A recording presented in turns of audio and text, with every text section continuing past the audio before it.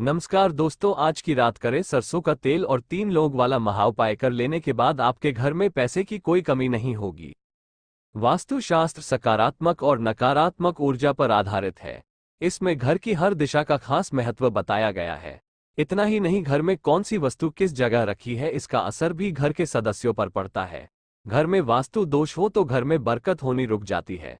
वास्तुशास्त्र के कुछ आसान उपायों से घर में सकारात्मक ऊर्जा आती है। अगर आप भी चाहते हैं कि आपके जीवन में सुख शांति बनी रहे तो वास्तु के इन उपायों को जरूर आजमाएं। आइए जानते हैं घर से जुड़े इन वास्तु टिप्स के बारे में। वास्तु की इन बातों का रखें ध्यान। सप्ताह में एक बार पूरे घर में गुग्गुल का धुआं जरूर करें। मान्यता है कि गुग्गुल का धुआं घर की नकारात्मक ऊर्जा को नष्ट करता है और घर में खुशियां आती हैं। वास्तु में पूजा स्थल के पास सरसों के तेल के दिए में लौंग डालकर जलाना बहुत शुभ माना गया है। वास्तु का ये उपाय करने से घर में मां लक्ष्मी का वास होता है और सुख समृद्धि आती है। वास्तु के अनुसार हमेशा पहली रोटी गाय के लिए और आखिरी रोटी कुत्ते के लिए निकालनी चाहिए। ऐसा करने से मां लक्ष्मी प्रसन्न होती हैं और घर में खुशहाली आती है। वास्तु में तुलसी के पौधे का विशेष महत्व होता है। इसे हमेशा पूर्व दिशा की गैलरी में या पूजा स्थान के पास रखना चाहिए। ऐसा करने से भगवान विष्णु और मां लक्ष्मी की कृपा बनी रहती है। घर से टूटी फूटी या बेकार की चीजों को तुरंत हटा दें। मान्यता है कि ये चीजें घर में दरिद्रता लेकर आती हैं। टूटी फूटी चीजों से घर में नकारात्मक ऊर्जा आती है, इसलिए इसे निकाल देना चाहिए। पति पत्नी को अपने बेडरूम में लोहा या फिर किसी धातु का बना बेड नहीं रखना चाहिए। सोने के लिए हमेशा लकड़ी के बिस्तर का ही इस्तेमाल करना चाहिए। इससे वैवाहिक जीवन में सकारात्मक ऊर्जा आती है। वास्तु के अनुसार बेडरूम में कभी भी आईना नहीं लगाना चाहिए। इससे पति पत्नी के रिश्ते में खटास आती है। अगर आईना हो तो इस बात का ध्यान रखें कि इस पर सुबह सोकर उठते ही सीधी नजर न जाए। शास्त्रों में माना गया है कि मां लक्ष्मी को शंख बेहद प्रिय है। समुद्र मंथन में मां लक्ष्मी के साथ साथ शंख भी प्रकट हुआ था। यदि पूजा घर में विधि विधान से शंख स्थापित कर लिया जाए और उसकी नियमित रूप से पूजा की जाए तो मां लक्ष्मी प्रसन्न होती हैं और अपनी कृपा से घर में धन दौलत भर देती हैं। मोरपंख। माना जाता है कि भगवान कृष्ण को मोरपंख बेहद प्रिय है। इसलिए वे हमेशा अपने सिर पर मोरपंख धारण करते हैं। घर में मोरपंख रखना बेहद शुभ माना जाता है। विशेष तौर पर यदि इसे मंदिर में रखा जाए तो न केवल कृष्ण भगवान खुश होकर आशीर्वाद देते हैं, बल्कि इससे मां लक्ष्मी भी प्रसन्न होती हैं और अपनी कृपा बनाए रखती है। गंगा जल। सनातन धर्म में गंगा जल को विशेष महत्व दिया गया है।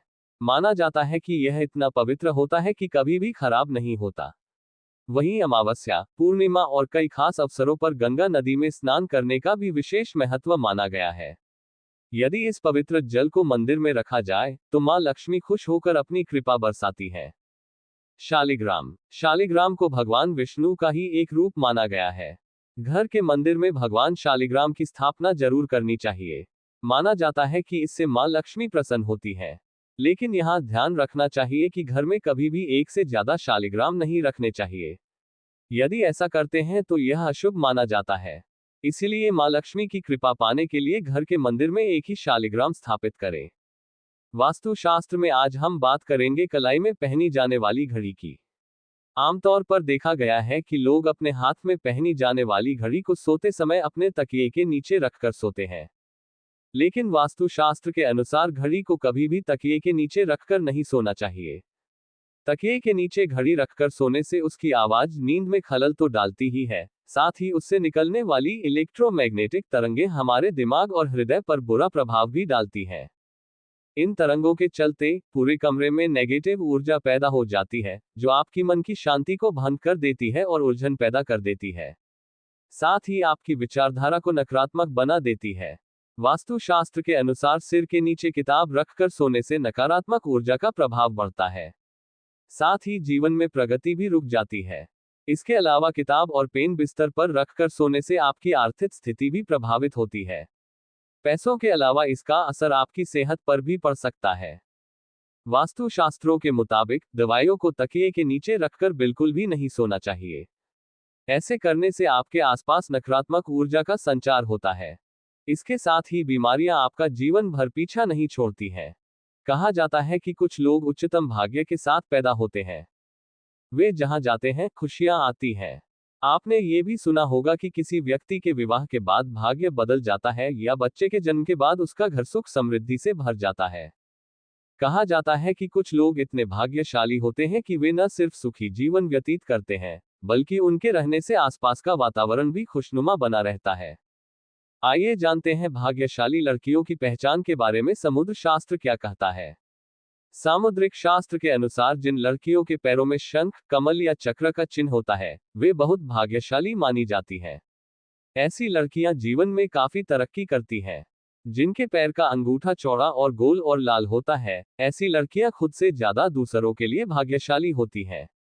जल्दबाजी में चीजें हाथ से छूट जाना आम बात है। हालांकि इसका ज्योतिषीय और वास्तु कारण भी है। ऐसा कहा जाता है कि किसी चीज का हाथ से छूटकर गिरना अपशकुन होता है। जब चीजें हाथ से गिर जाती हैं, तो इसका अर्थ है कि कुछ बुरा होने वाला है। जानिए कुछ किन चीजों का हाथ से छूटकर गिरना अशुभ होता है। पानी से भरा गिलास। हाथ से पानी से भरा गिलास गिर जाना अशुभ होता है। वास्तुशास्त्र के अनुसार जिस जातक के हाथ से पानी का गिलास गिरता है, उसकी तबीयत खराब होने के योग है। यह विभिन्न रोगों से पीड़ित होने का संकेत देता है। सरसों का तेल गिरना।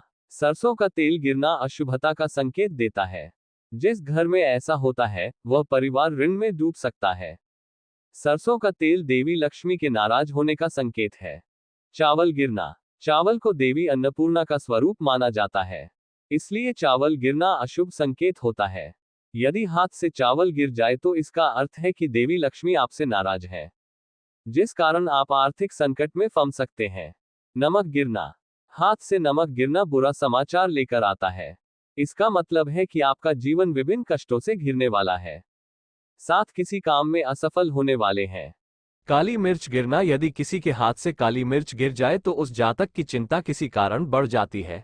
हाथ से काली मिर्च गिरने का मतलब है कि आपका किसी करीबी से रिश्ता खराब होने वाला है। सनातन धर्म में लौंग को बहुत पवित्र माना गया है।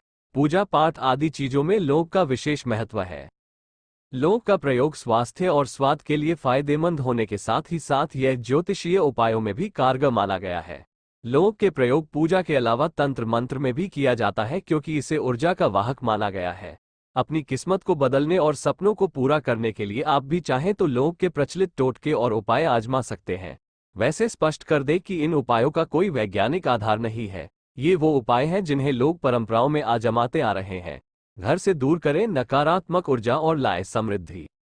घर से नकारात्मक ऊर्जा को दूर करने के लिए सबसे जरूरी है कि आपके घर में नकारात्मक ऊर्जा का प्रवेश ना हो। इसके लिए आप लौंग का आसान उपाय आजमा सकते हैं। शनिवार या रविवार की शाम में 5 लौंग, 3 कपूर और 3 बड़ी इलायची लेकर उसे जला लें। जब इनमें अग्नि की लपटें उठने लगे तो इसे सभी कमरों में घुमाएं। इसे पूरी तरह जल जाने के बाद इसकी राख को मुख्य द्वार पर फैला दें। चाहे तो राख को जल में मिलाकर मुख्य द्वार पर छींटे भी मार सकते हैं। इससे घर में मौजूद नकारात्मक ऊर्जा का नाश होगा और घर का मुख्य द्वार सकारात्मक ऊर्जा से भरपूर रहेगा। राहु केतु कर रहे परेशान लोग से करें समाधान। जिस लोगों की कुंडली में राहु केतु की स्थिति अनुकूल नहीं है और इनकी दशा में परेशानी हो रही है, उन्हें शनिवार के दिन लौंग का दान करना चाहिए। अगर कोई दान ना लेना चाहे तो इसे शिवलिंग पर अर्पित कर दें। 40 शनिवार इस उपाय को करने से राहु और केतु का बुरा प्रभाव समाप्त हो जाएगा। घर में खुशहाली और आनंद के लिए लौंग का पौधा भी आप लगा सकते हैं। लौंग की कुछ कलियां साथ में रखने से भी आपको फायदा होगा। दिए गए पैसे को पाने में आए कठिनाई तो। अगर किसी ने आपसे उधार लिया है और लौटाने में आनाकानी कर रहा है तो उससे विवाद करने की बजाय लौंग से कुछ सामान्य से उपाय कर सकते हैं, जिससे आपका धन वापस मिल जाए। किसी अमावस्या या पूर्णिमा की रात में कपूर जलाकर 21 लौंग से मां लक्ष्मी का ध्यान करते हुए हवन करें। माता से प्रार्थना करें कि आपका दिया हुआ धन वापस मिल जाए। कार्य होगा इस तरह पूरा। अगर आप कहीं इंटरव्यू देने जा रहे हो या फिर किसी जरूरी काम से जा रहे हैं तो घर से निकलते समय 2 लौंग मुंह में रखे लें। जहां इंटरव्यू देने गए हैं वहां लौंग के अवशेष को मुंह से फेंक दें और अपने इष्ट देव का ध्यान करते हुए इंटरव्यू के लिए जाएं। तंत्र शास्त्र के अनुसार इस उपाय से कार्य में सफलता मिलती है। आर्थिक परेशानी दूर करने के उपाय करें लौंग से। मेहनत करने के बाद भी आपको उसका फल नहीं मिल रहा है या फिर आर्थिक समस्या लगातार आपको परेशान कर रही है तो मंगलवार के दिन हनुमान जी की मूर्ति या तस्वीर के सामने सरसों के तेल का एक दीपक जलाएं। फिर उस दीपक में 2 लौंग डाल दें और हनुमान चालीसा का पाठ करें। पाठ समाप्त होने के बाद हनुमान जी से अपनी समस्या बताएं। 21 मंगलवार इस उपाय को करने के साथ कार्य क्षेत्र में ईमानदारी पूर्वक प्रयास करने से आपकी परेशानी दूर हो सकती है। धन में होगी इस तरह बढ़ोतरी। माता लक्ष्मी की पूजा करते समय हर दिन गुलाब के फूलों के साथ लौंग की 2 कली भी माता लक्ष्मी को भेंट करें। अगर हर दिन ऐसा नहीं कर पाए तो शुक्रवार के दिन इस उपाय को करना चाहिए। इसके अलावा 5 लौंग की कलियों को 5 कौड़ियों के साथ लाल कपड़े में बांधकर तिजोरी या फिर अलमारी में रख दें। तंत्र शास्त्र के अनुसार इससे घर में बरकत आती है। बनने लगेंगे सभी काम।